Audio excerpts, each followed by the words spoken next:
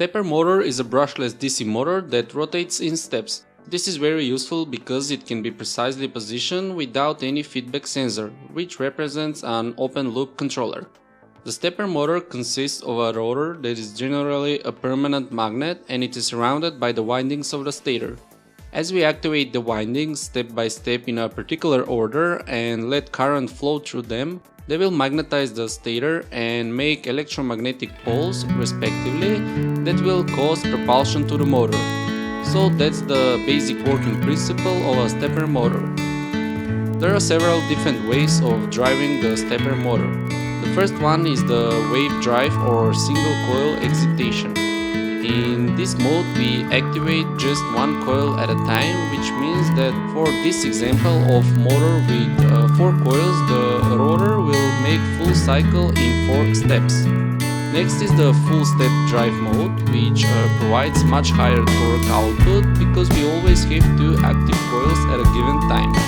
However, this doesn't improve the resolution of the stepper, and again the rotor will make a full cycle in 4 steps.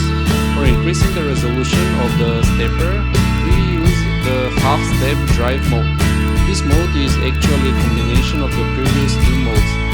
Here we have 1 active coil followed by 2 active coils, and then again 1 active coil followed by 2 active coils, and so on. So with this mode we get double the resolution with the same construction. Now the rotor will make full cycle in 8 steps. However, the most common method of controlling stepper motors nowadays is the microstepping. In this mode we provide variable controlled current to the coils in a form of sine wave. This will provide smooth motion of the rotor, decrease the stress of the parts, and increase the accuracy of the stepper motor. Another way of increasing the resolution of the stepper motor is by increasing the numbers of the poles of the rotor or the numbers of the poles of the stator. By construction, there are 3 different types of stepper motors: permanent magnet stepper, variable reluctance stepper, and hybrid synchronized stepper motor. The permanent magnet stepper has a permanent magnet rotor which is driven by the stator's windings. They create opposite polarity poles compared to the poles of the rotor, which propels the rotor. The next type, the variable reluctance stepper motor, uses a non-magnetized soft iron rotor. The rotor have teeth that are offset from the stator, and as we activate the windings in a particular order, the rotor moves respectively so that it has minimum gap between the stator and the teeth of the rotor.